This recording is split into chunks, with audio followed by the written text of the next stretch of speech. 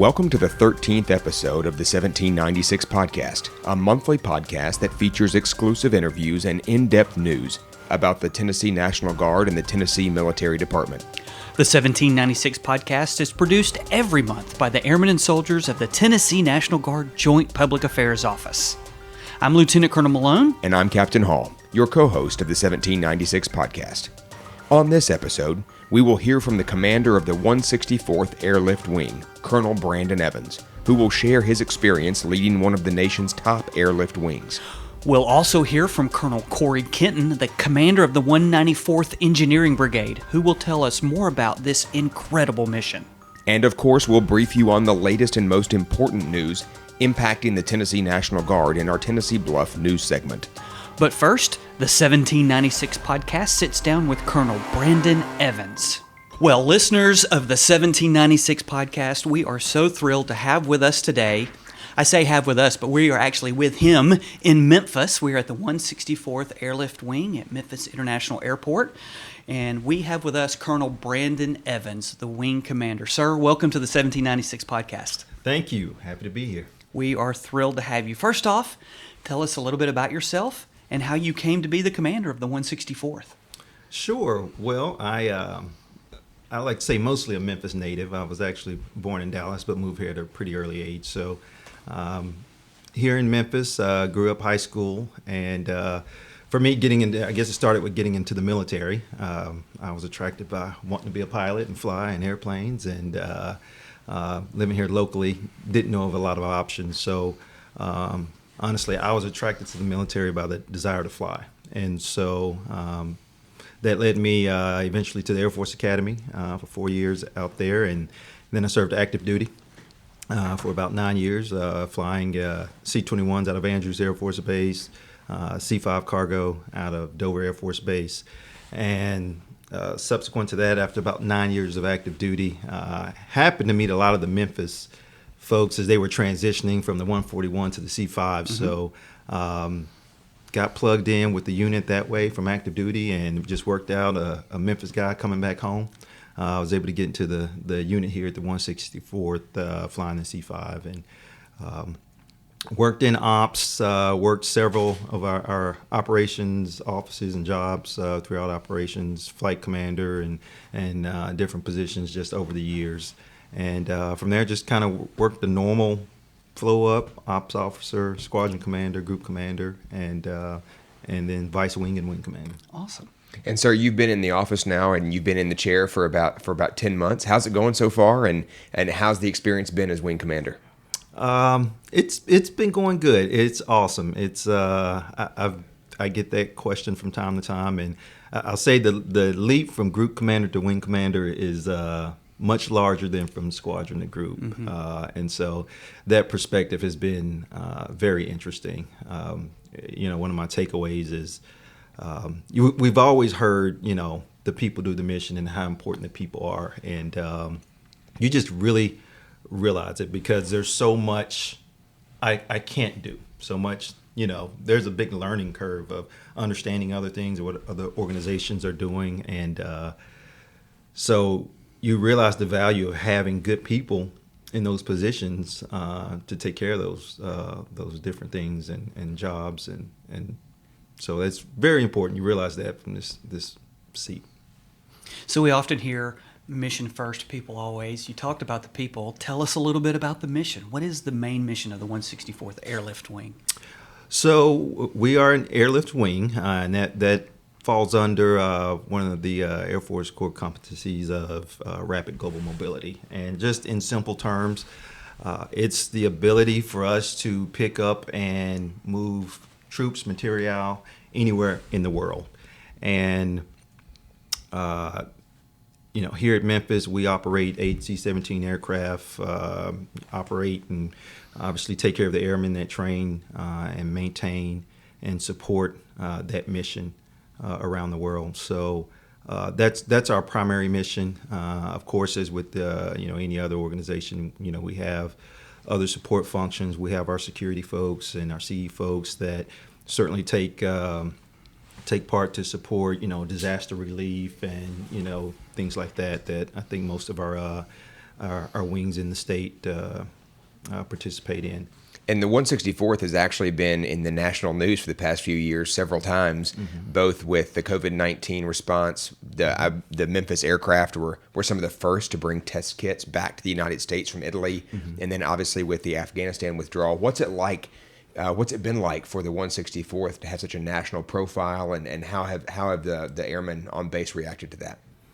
Well, the airmen, as always, react in an outstanding manner. And one thing I told them when I took command that I've always seen is when it comes to doing our core mission, we take care of business. That's our taking care of business, and our folks have shown that time and time again, whether it's hurricane relief or our primary airlift mission, or even some of our local support, be it potential civil unrest. We had the hurricane recently in Florida. We mobilized our CE unit and in a matter of a couple days with equipment and gear and folks, and they were processed out the door to go support that. And so our folks do awesome with whatever it may be. And is one of the things I love about this mission is that not so much being in the news, but the fact that generally when something happens, you need some type of airlift. You need mobility, and that's what we bring. We don't generally fight here at our base across the country. We take the fight somewhere else, and that's the importance of airlift and mobility, is to get that support equipment, the personnel, and whatever you need around the world. We operate in combat zones. We do a lot of things that FedEx or a civilian cargo company is not going to do. Right. So our folks are trained on night vision goggles, assault landings, landing on dirt fields and strips and things like that. So it truly is a combat airlift mission. So you talk about taking the fight to the enemy wherever it is. Tell us a little bit about deployments. What are deployments like for the 164th? And excuse me, but you also mentioned all those support missions. So they deploy also, not just as part of the C-17. They may deploy as something separate. Tell us about that.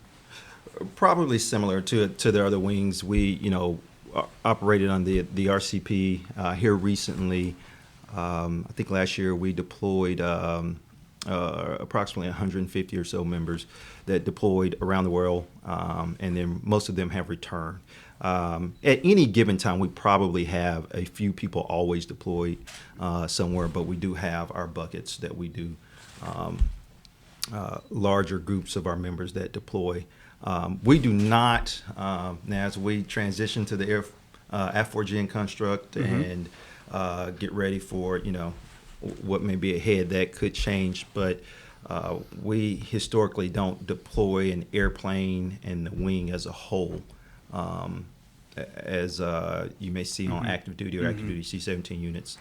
So yes, when our folks go out, they're not going together, they're going in different groups, and they're plugging in and doing a lot of those support functions. So it's our CE folks, our security folks, our LRS folks, medical from all over, and they're just going different areas and plugging in around the globe. It's good information for our Army Guard listeners, who we have quite a few of. They do that, right? They deploy the whole unit at once, and so that is definitely different.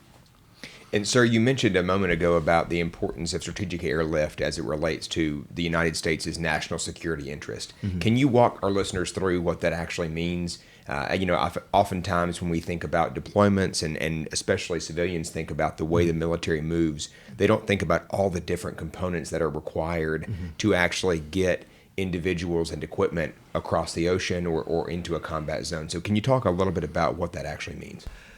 The strategic airlift, it's the ability to, in simple terms, go somewhere in the country, pick up, Army troops, Army material, whatever it may be, and get it across the ocean. It needs to get to Afghanistan. It needs to get to LUD. It needs to get into that combat zone.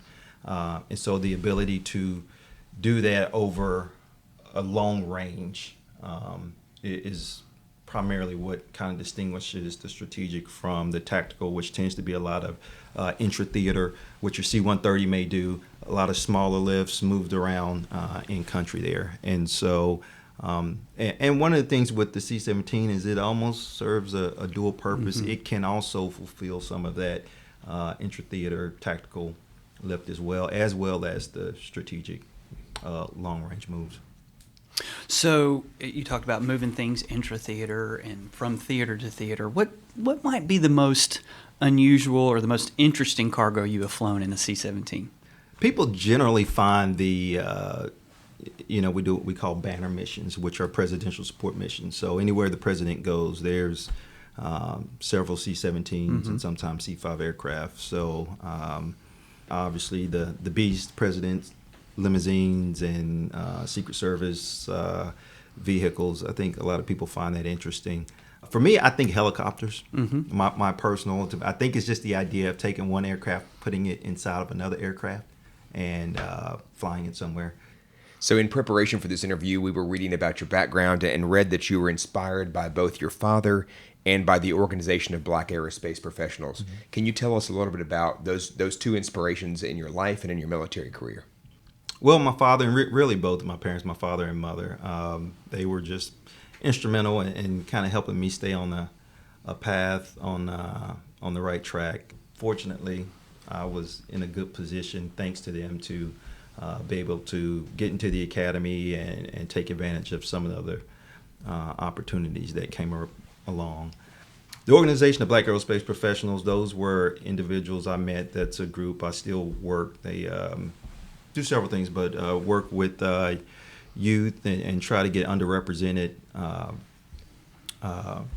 groups into aviation. And so for me, that was the first time of meeting any pilot, and to see people with similar backgrounds and than mine was very motivational. And so got some coaching and guidance, and some of those individuals were former military, and so talked to me about the military and the opportunities, and so that was important in helping me make my decision to join the military and the path I chose. Sir, for our final question, we ask all of our guests to provide one piece of leadership advice. You've had an interesting career so far, and we want to offer the opportunity for our soldiers and airmen that are listening to hear wisdom from leadership. So we would love to hear one piece of leadership advice that you would want to share with our listeners. What I've started to answer to that question, there are a lot of things that I think the military does a good job of speaking to on leadership. Things we tell people to groom them along the way. We talk about the PME, we talk about seeking career broadening opportunities and all those pieces, and I think that stays out. But one of the things I started to touch on are just kind of the, and I'll just be blunt about it, it's the intangible piece that goes into who's selected for leadership and in positions, and it goes back to the people. It goes back to taking care of the people, caring about your people, and being genuine about it. You can have your PME done, you can have all the degrees, you can do all these jobs. But if you don't know how to talk to your folks, if you berate your people, if you don't care about them, it's going to come out, and you're not going to advance, or at some point it's going to hinder you. So that's the part, as we have these checklists of, do this, do that. That intangible piece isn't on there, but it's very real. And it affects people's progression and how well you do. So I've started speaking to that to people and encouraging people to, under the diversity and inclusion umbrella, they're talking now about emotional intelligence and things like that, which for I know a lot of people sounds fuzzy, but it goes to understanding your people, understanding our backgrounds, and communicating with them. One of the big things we deal with in leadership a lot is a lot of interpersonal issues, and it stems from that. And so the more we understand and understand each other, I think the better we can work together, and therefore the better we can do our mission. Colonel Evans, that is fabulous advice. Thank you so much, and thank you for joining us today on the 1796 podcast. We really appreciate having you. My pleasure. Thanks for coming to visit the 164th. Thank you, sir.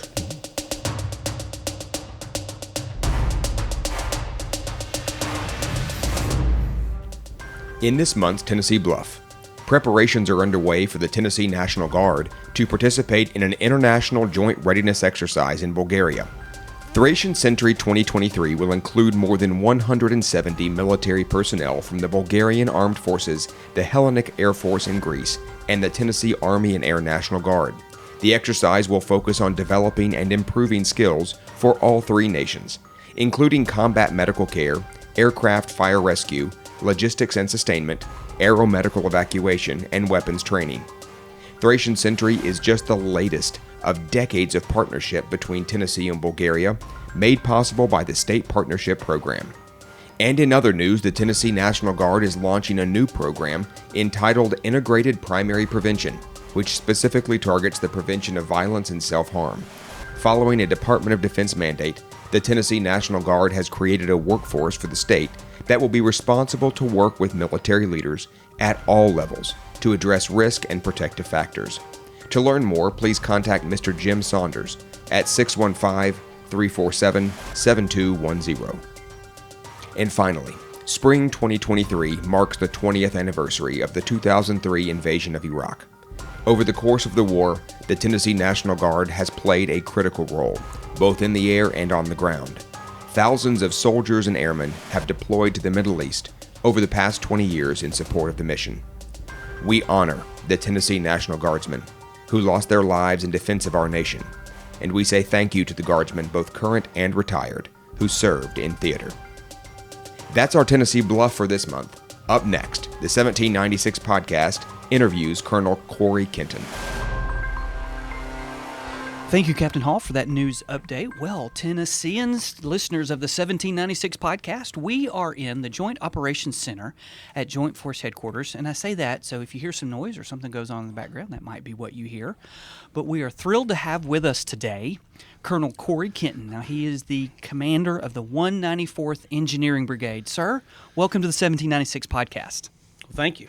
And tell us a little bit about yourself. How did you come to be the commander of the 194th? Well, I guess it was accumulation of a lot of different assignments. 35 years ago, my brother and my cousins joined the Guard, following my father, my grandfathers. And, I've had the privilege of joining the 30th Separate Armored Brigade, later serving with the 230th Sustainment Brigade, Recruiting Retention Battalion, Joint Force Headquarters, and the 194th. Got an opportunity to work in administration, military police, armor scouts, recruiting, combat engineers, construction engineering, and with a battalion, brigade, and joint adapted staffs. I learned not to be kind of reluctant and step outside my comfort zone. Found there's a lot to be gained when you're going across different MOSs, different organizations. And those experiences, successes, even the failures of those organizations, kind of what prepared me for a brigade. Absolutely. So, sir, you took command recently. Can you tell us a little bit about how that's going and what that experience has been like to be in command? Well, so far it's amazing. Getting to come back home to the organization that I started in has been just a dream come true. As a commander, getting the opportunity to spend time with the troops is great. The only regret you really kind of run into is not having enough time. There's a lot of places that you have to influence issues that are affecting the brigade and your soldiers, and that cuts away from the time that sometimes you can be on the ground with the soldiers when they're doing their training events.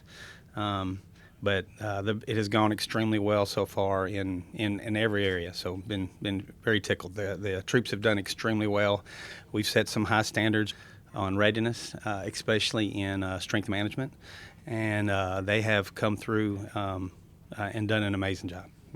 That's great. So you said you came back to the unit you started with. Just a little recap, that is the 194th Engineering Brigade. So what is the mission of the 194th Engineering Brigade? What do they all do? Well, of course, we've all got the dual mission on the National Guard side. So on the state side, we respond to a request for assistance to help with life safety, incident stabilization, and protection of property is the formal piece. But basically, we're here to help Tennesseans or U.S. citizens. And then on the federal side, it's a little more complex. We do mission command for all echelons above brigade. So Theater Army, Land Component Headquarters, Joint Task Force, we would be their engineer brigade. And we would have all the engineer teams, companies, and battalions that would fall directly under them. Doing everything from mobility, helping soldiers get safely past the obstacles, or counter mobility, helping and place obstacles so that the enemy can't get through to our soldiers, survivability, building things to help protect our soldiers and structures, and then general engineering, and that's infrastructure, building roads, bridges, wells, buildings, that kind of stuff. Sir, you mentioned the federal mission. Can you talk a little bit about what deployments look like for the 194th and how that relates to national security? So many people think about the National Guard in the domestic mission, the mission we have here, CONUS, but what about the deployments that are OCONUS, and how does that impact national security? Well, from the federal side, we've had a lot of deployments. Of course, the 913th Engineers and the 269 MPs, they helped us with border security here recently. Our MP units have been everywhere: Guantanamo Bay, Arabian Peninsula, doing customs operations, Bulgarian, Romanian, doing law and order and combat support. The 194th Engineers in the last couple of years did the U.S. Central Command Theater Engineer, managing all the engineer efforts ranging across Egypt, Jordan, Syria, Afghanistan, and the rest of the peninsula. Now, in addition to that, we do a lot of training overseas, and they're not traditional deployments, but they're deployments as in overseas deployment training. And we've been doing those for years with Germany, Poland, Romania, El Salvador, Guatemala, Dominican Republic, Japan, Korea, and more. Continuing to work now on new ones with in the Philippines and Australia and Malaysia. As far as the national security, all these missions promote positive relationships with our international partners, and maintaining those relationships is crucial to the national security and our U.S. interests. So it's kind of like a practice like you're going to play. And if you've got that relationship ahead of time, when the ball drops, it's easier to get there. Absolutely. So you mentioned earlier the different mission sets under the 194th, the construction of obstacles to the enemy, the construction of protection for our forces, drilling wells.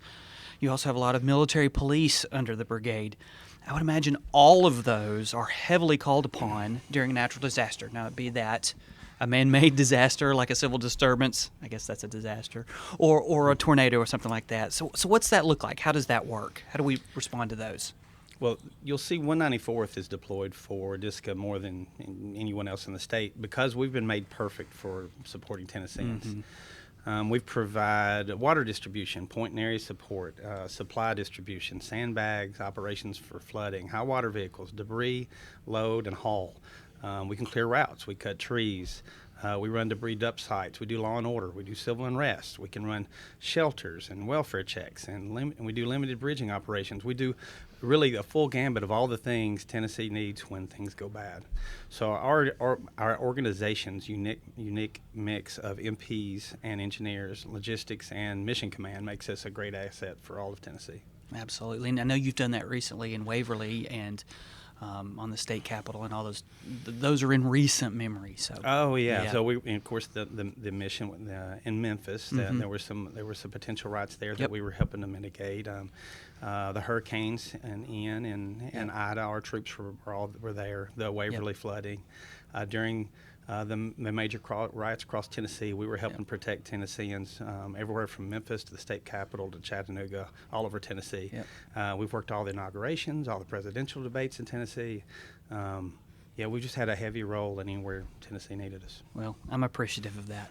And if listeners want to learn more about the DISCA support mission, and DISCA is Defense Support of Civil Authorities, we actually had the chance to interview the TEMA director and the director of the JOC in one of our very first episodes. That's right. So a great opportunity to learn more about that mission if you're interested. Since you pointed them backwards, we also interviewed your Sergeant Major specifically about military police. Mm-hmm. That was the October 2022 episode.